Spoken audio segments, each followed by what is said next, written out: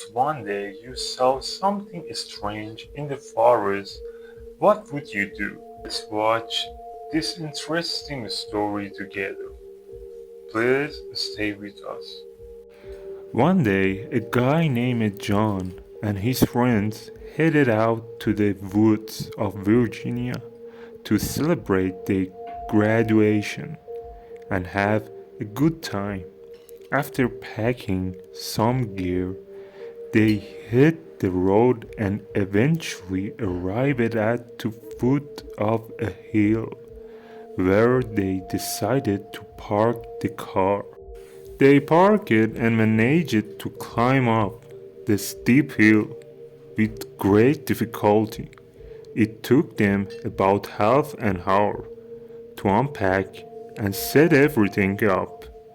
When it was finally time to light the campfire, one of the friends, Russell, suddenly said, "Guys, you know what? We forgot to bring matches."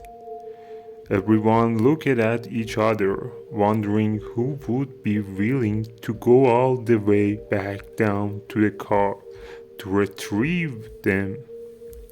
Finally, John spoke up. "I'll go get the matches."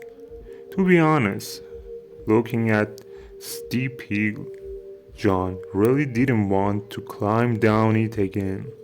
So he decided to take a different road down. Russell warned him, "You'd better stick to the same hill.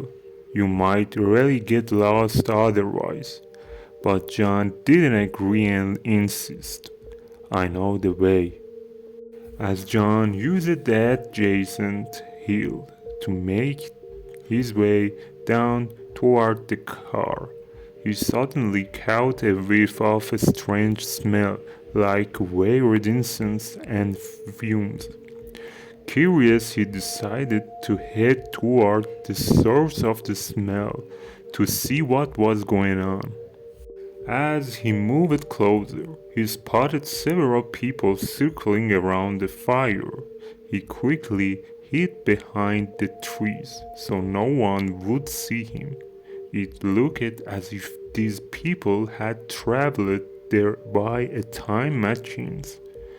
They were dancing around the fire, chanting unintelligible sentences and strange words, and burning something that smelled like incense.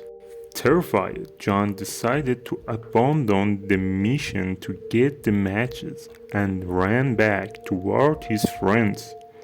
When his friends saw him, Russell asked, "What happened? Why are you back so soon?"